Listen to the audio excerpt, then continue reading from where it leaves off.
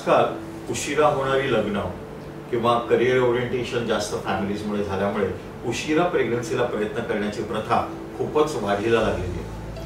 किंबहुना 38 वर्ष स्त्रीचं वय असताना प्रेग्नन्सी पाहिजे अशी रिक्वेस्ट आम्हाला मॅक्झिमम येतात. म्हणजे माझ्याकडे येणाऱ्या 50% जास्त कुटुंबांना त्यांच्या वाईफचं एज 38 वर्षाच्या पुढे असतं.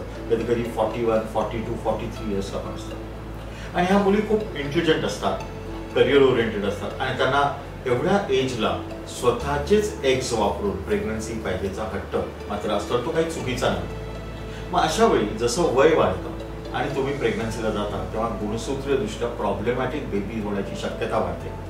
गुणसूत्रीयाच्या प्रॉब्लेम्समुळे किंवा जेनेटिक डिफेक्ट्समुळे होणाऱ्या बेबीचे अबॉर्शनचे प्रमाण पण वाढलेलं असतं. पण हे सगळं टाळण्याकरता IVF तंत्रज्ञान एक चांगलं वरदान आहे. IVF मध्ये आपण आधी गर्भ तयार करायचे आणि ते गर्भ 5 दिवस वाढवून ब्लास्टोसिस करायचे.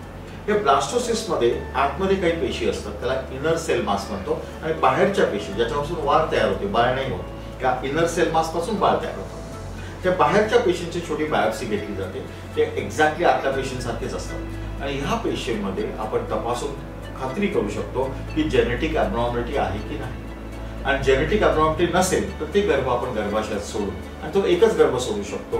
त्यामुळे प्रेग्नन्सीचा मॅक्झिमम चान्स आणि गुणसूत्रीयदृष्ट्या नॉर्मल असणारं बाळ तुम्हाला मिळू शकतं. त्यामुळे एस्पेशली ज्या कुटुंबामध्ये स्त्रीचं वय 38 वर्षापेक्षा जास्त असेल त्यांनी PGTA या तंत्रज्ञानाचा वापर करून प्रेग्नन्सीसाठी नक्की प्रयत्न करावा. तो शुद्ध हेल्दी चॉईस नक्कीच आहे. थँक्यू.